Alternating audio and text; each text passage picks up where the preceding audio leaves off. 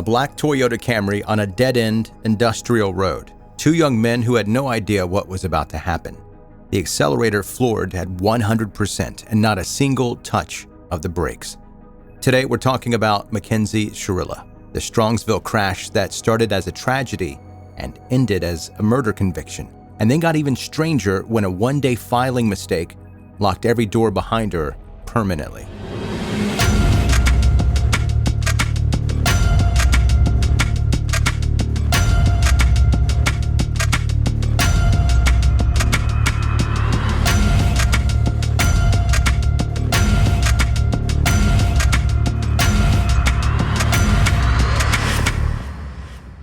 Welcome to 10 Minute Murder, and I know what you're about to say, but Joe, you've already covered this case. And yes, I have.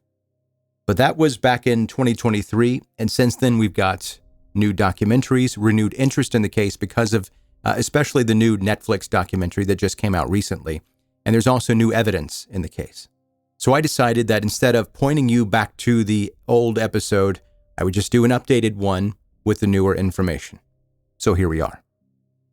Strongsville, Ohio, doesn't generate a lot of headlines. It sits southwest of Cleveland, the kind of suburb where Friday night football games still draw big crowds. Neighbors recognize each other on sight, and the collective assumption is that nothing too terrible is going to find its way there. Dominic Russo grew up there inside a family that was big and warm. 6 siblings, parents Christy and Frank, and a 20-year-old already juggling 3 serious ambitions at once. He was trading stocks, producing music, and building a clothing line from scratch. He had that particular energy where you just assume the future is going to work out for him because he was already putting in the work before most people his age had figured out what they wanted, right? Davion Flanagan. His path to Strongsville was much more difficult. At 8 years old, he and his 2 younger sisters were adopted by Jamie and Scott Flanagan after their biological parents could no longer provide stable care. They were apparently drug addicts. Davion made everything count after that. He became a starting running back at Strongsville High School, coached youth swimmers in the off-season, graduated with the class of 2022, and had already enrolled to start barber college in the fall of 2023. And he was working full-time that summer while it all played out. 2 young men, same neighborhood, building real futures. And then there's Mackenzie Shirilla. Online, she presented as a 17-year-old on her way somewhere.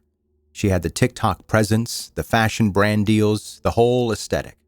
Classmates who knew her in person described a considerably different person. Several noted she openly modeled herself after Regina George from Mean Girls, and nobody was saying that warmly. One peer testified at trial that she had nearly come to a physical fight on multiple occasions because of Shirilla's behavior. She posted captions like, "I'm the one you die for," on social media, which scans an edgy personal branding right up until you know what comes next, and then it reads as something else entirely. She and Dominic had been together since she was 13 and he was 16. 4 years. By 2021, they were living together in a house that Christine owned, and the arrangement was not peaceful. Angelo Russo testified that the dynamic was highly toxic. Christine observed physical altercations between them in the 6 months before the crash, with Mackenzie Shirilla being the aggressor. Dominic had been trying to leave for a long time, and the exits kept closing on him. The text message archives are where this story gets hard to look at directly. Thousands of messages going back to 2020 were recovered through forensic analysis. During a January 2020 argument where Dominic tried to end the relationship, Shirilla wrote that if he left her, she would flip out and that she wanted to bang her head against a wall until she was dead. She followed that with, "Maybe you should treat the girl who would die for you a little better, because when I'm gone, you're going to miss me." Other messages during separate arguments included, "I'm going to kill someone," and repeated threats of self-harm deployed as leverage against breakups. In March 2020, police responded to a suicide threat at the Shirilla home. She was 15 years old. Her parents told officers the threats were not real, and she was not hospitalized. Her mother maintained that position under oath at trial years later. 2 weeks before the crash, Dominic called his mother in a panic from the shoulder of Interstate 71. Shirilla had been driving erratically and threatening to destroy the car with him inside it. A family friend, Christopher Martin, drove out and picked Dominic up from the roadside. As Dominic fled the car, Martin heard Shirilla screaming, "I'm going to wreck this car right now," while hitting him with her hands. Days after that, Dominic recorded a video of Shirilla standing in his driveway, screaming and threatening to key his car if he didn't open the door. He kept that footage. July 31st, 2022, around 5:30 in the morning. Shirilla is driving a black 2018 Toyota Camry. Dominic is in the passenger seat. Davion Flanagan is in the back, right behind Dominic, catching a ride home from a party. That is his entire involvement. He just needed to get home. The car turns onto Progress Drive, a rough industrial corridor in Strongsville's northwest corner that terminates at the brick wall of a manufacturing facility. Officer Brent Robinson later testified that keeping a patrol cruiser on this road at 54 miles per hour required white-knuckle grip just to hold the line. Mackenzie's Toyota Camry began to accelerate. The vehicle's event data recorder, the black box, captured the final seconds. Accelerator pedal 100%. Brake pedal 0%. Not once. The car peaked at 97 miles per hour, drifted right, then left the roadway entirely, and drove directly into a brick wall of the manufacturing facility at 80.5 miles per hour. An officer that arrived on the scene described the Camry as looking like it had been sliced down the middle. Dominic Russo and Davion Flanagan were pronounced dead at the scene from blunt force trauma. Mackenzie was found unconscious, pinned under the caved-in dashboard, her lower body on the driver's side and her upper body twisted toward the passenger side. Her blood oxygen level was at 82%. Normal is 95 to 100. Paramedics found 8.1 grams of psychedelic mushrooms tucked into her shirt. The wreckage produced a digital scale, a bong, and marijuana. Toxicology confirmed all three occupants had marijuana in their systems. And then there's this detail. Wedged between the floorboard and her fully depressed accelerator pedal was Mackenzie Shirilla's fuzzy Prada slipper. That detail generated global headlines, and you can understand why. The defense built their case around POTS, postural orthostatic tachycardia syndrome, an autonomic nervous system condition that causes sudden fainting episodes.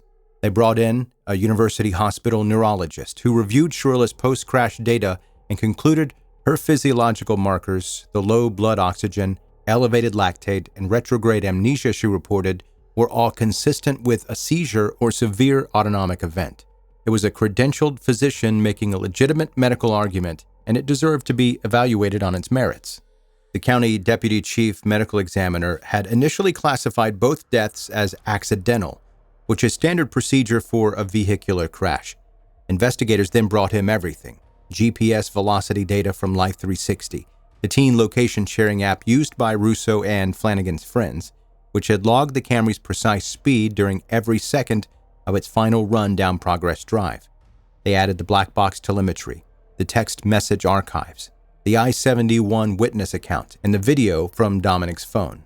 The doctor then amended both death certificates, reclassifying the manner of death from accident to homicide based almost entirely on electronic evidence of intent. That procedural shift, driven by text messages and a teenage GPS app, was extraordinarily rare in Ohio legal history. Shirilla was indicted on 12 felony counts, including 4 counts of murder.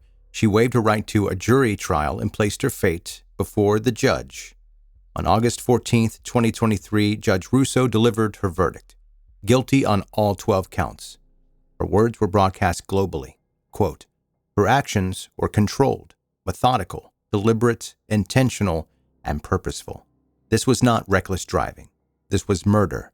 She morphs from a responsible driver to literal hell on wheels as she makes her way down the street." She goes on to say, even if Mackenzie also intended to die in this crash, that is irrelevant. A failed suicide attempt is not a defense to murder.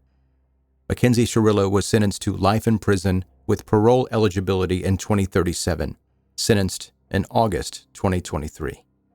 Prosecutors at sentencing showed video of Mackenzie attending music concerts and Halloween parties just a month after her hospital discharge.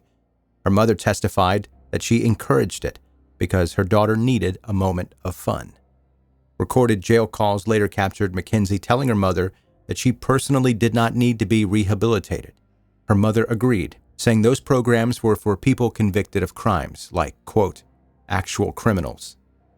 The appeals ran through 2024 and 2025. The 8th District Court of Appeals upheld the conviction.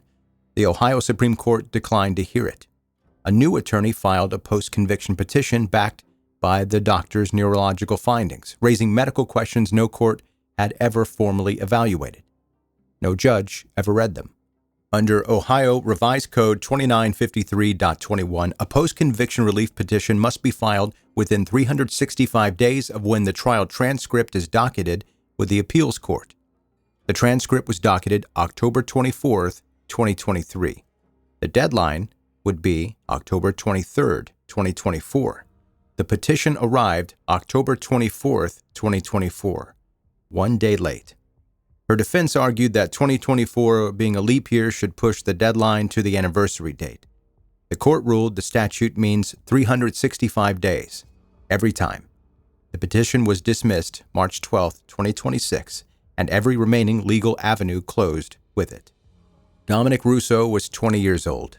Davion Flanagan was 19. Mackenzie Shirilla is serving a life sentence at the Ohio Reformatory for Women in Marysville.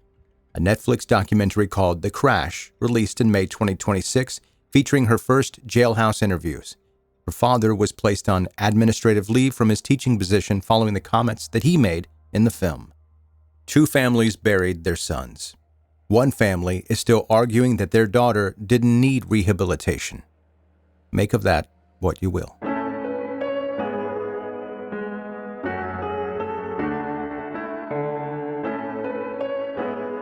Thanks for listening to 10-Minute Murder, bingeable true crime stories. I'm Joe, I'm the host, and if you find yourself right now thinking, I want more answers, I want more of this story, well, there's a million places you can get it. But if you want it from me specifically, you can check out my other podcast. I do a deeper dive into this story. The podcast is called True Crime Blueprint. It's available most places. This is True Crime Blueprint. And like I said, there's more in-depth information about Mackenzie Shirilla, about the 2 victims in the case, about how things were handled, and etc., and also my opinion on certain parts of it. Hey, if you're brand new to 10-Minute Murder, make sure you hit subscribe wherever you're listening right now. You can go to 10minutemurder.com. You can find a way to contact me there. Also, listen links. Also, links to where you can find 10-Minute Murder on social media. And that's going to do it. That's your episode for today. Thank you for listening to 10-Minute Murder.